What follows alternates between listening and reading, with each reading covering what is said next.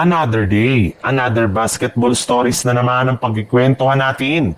At ngayon nga ay ang pag-uusapan natin ang balitang pagkuha na ng Los Angeles Lakers kay Chris Middleton at ang balitang 3-team trade para makuha ng Golden State Warriors si Domantas Sabonis.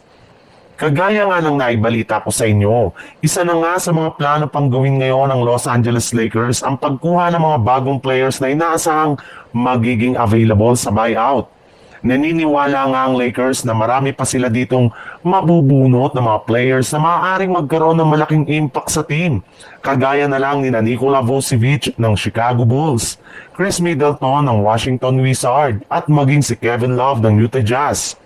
Bali lahat nga ng mga ito ay balak ng i-buyout ng kanilang mga kupunan as soon as possible. Pero ang mas pinamadali nga dito na pwedeng makuha ay si Middleton. In fact, desidido na nga daw talaga ang Wizard na i-buyout ito sa mga susunod na araw.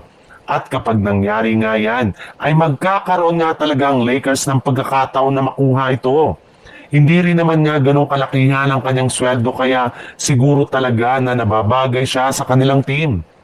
Mismong si Middleton na nga nagsabi na gusto niya na mapapunta sa isang championship contender kagaya na lang ng Los Angeles Lakers.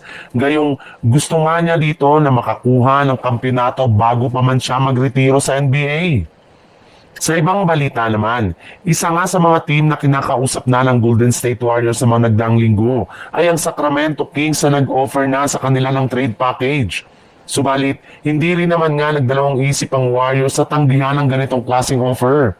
Mas gusto nga nila na makakuha ng mas magagaling na player mula sa Kings. Nagkaroon rin naman nga ang Golden State Warriors ng isang bagong trade proposal sa Sacramento Kings, kung saan papayag nga daw sila na ibigay dito si Jonathan Kuminga basta't makuha nila si Domantas Sabonis.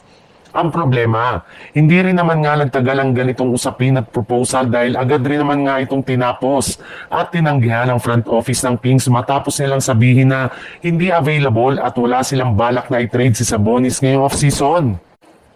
Pero base nga sa kalalabas pa lang na balita, maaari pa rin naman nga daw nila ito na magawa sa pamamagitan ng isang 3-team trade kasama ang mga kupunan ng Sacramento Kings at Atlanta Hawks. Bali dito nga ay makukuha ng Atlanta Hawks sina Buddy Hield, isang 2026 first round pick swap.